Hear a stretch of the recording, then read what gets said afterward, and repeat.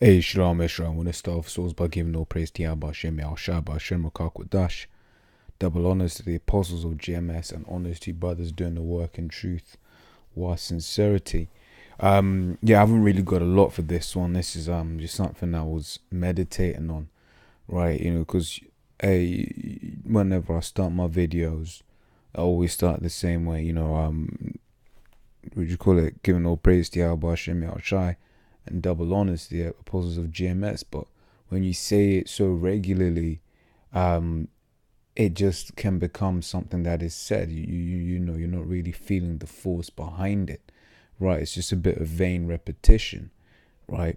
And it's, the apostles have mentioned it several times where you have, people who say double honors to the apostles, but won't actually, really feel it, right? The apostles, man, they've been out there, for decades. The apostles have been out there longer than I've been alive, right?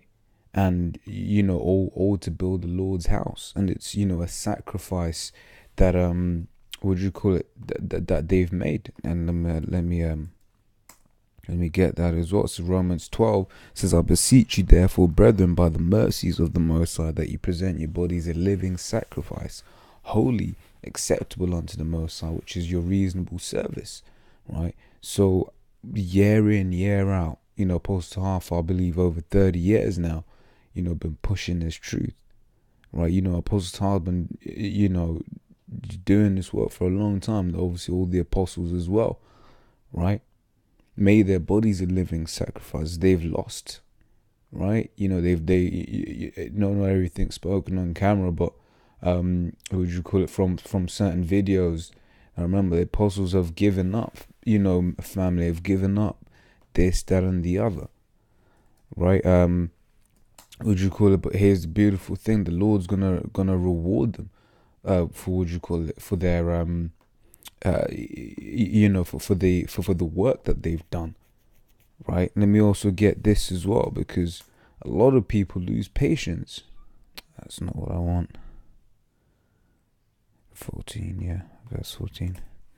Right, it says Sirach 2:14 says, woe unto you that have lost patience, and what will you do when the Lord shall visit you? Right, which is the complete opposite to what the apostles have done. The apostles haven't lost patience, right? The apostles have been, like I said, doing this, doing the work for a ministry for a very long time. It's that sacrifice that you always got to remember, right? Just like how, in the carnal sense, you see people who've been, I don't know, in football, so soccer as you'd call it, you have certain veteran goalkeepers who've been in the game for such a long time. Well, in fact, I'll give you an example. Arsene Wenger, he's been manager of Arsenal for like 22 years, right? And even, rival managers have come out and said, look, man, this, that's a great feat. That's, that's something worthy of honor, right?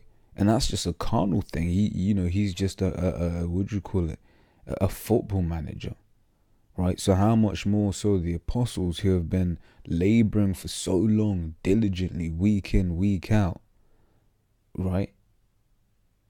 They've been laboring.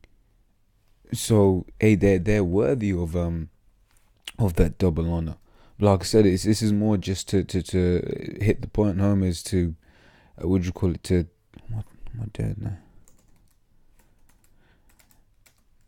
So here, this is just to hit the point home, that to always remember what that double honors means, and whether it's you're just saying it, or whether whether you actually mean it, right? So Revelation 2:25 says, but that which you have, hold fast till I come, and he that keepeth, and that's the point. That's what I wanted to get. Sorry, and I'll read into it, right? The apostles have been holding fast, right? And this thing is bitter, right? Hey, let me get that as well.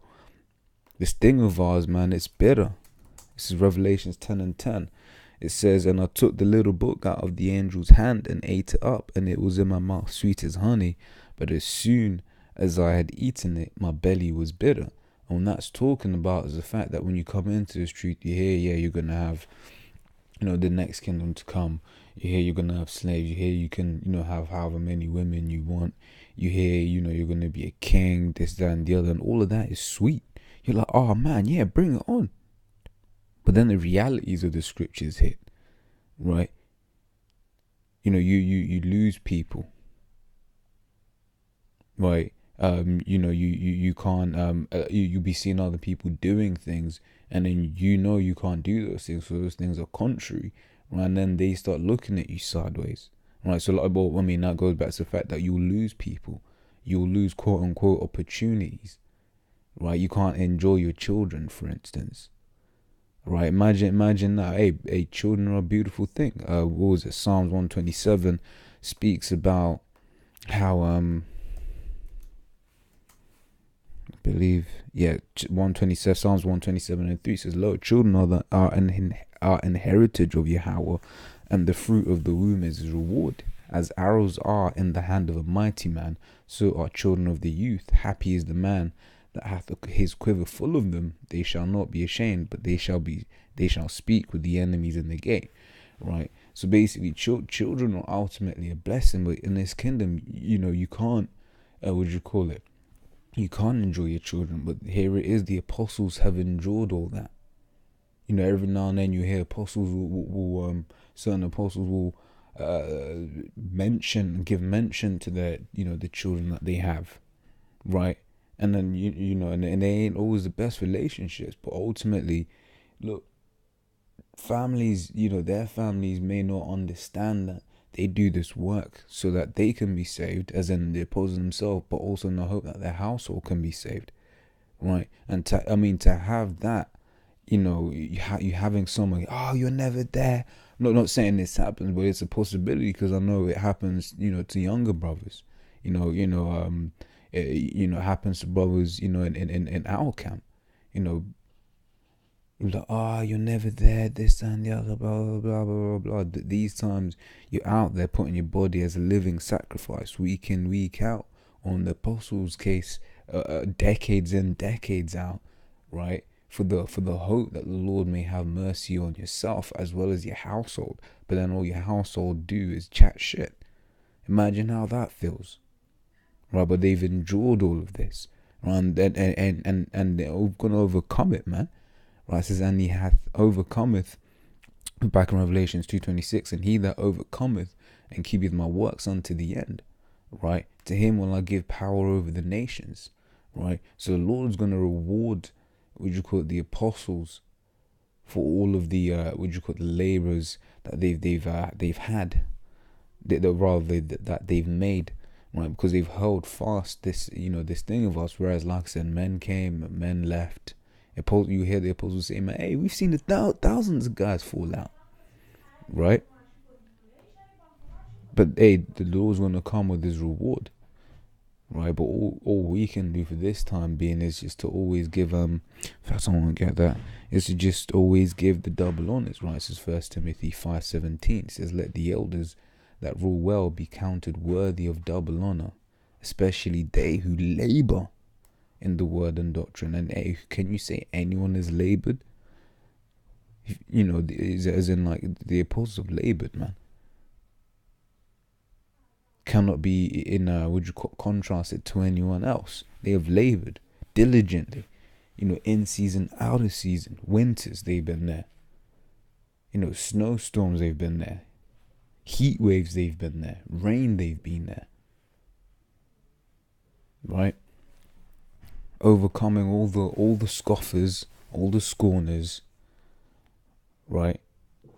And then because it's something that people say, you'll be saying, hey, you know, double honors to Apostle GMS, but then you won't be, you know, helping in any way, right? This is 1 Corinthians 9:11. It says, if we have sown unto you spiritual things, which what the apostles have done, right? It says, is it a great thing if we shall reap your carnal things? Right? So basically saying, look, hey, we've given you spiritual things, but these times you don't even want to give us your carnal things, right? You know, and what's better, the spiritual or the carnal? The spiritual, right? Hey, I can't give the apostles, you know, some hella spiritual breakdowns, right? I'm still a baby, right? Whereas these are adults, right? What revelation can I come and give them, right? So what is it if I give them something carnal? I.e. your tithes. Right, what was it? Malachi. Shall a man rob?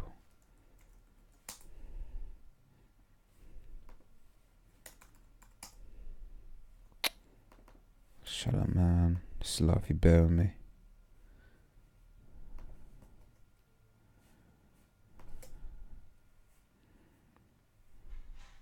This is Malachi 3.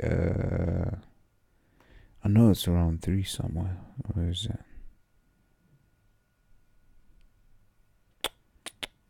No, it's in Malachi, sorry. I forgot where it was. But the scriptures talk about, shall a man rob the Most High?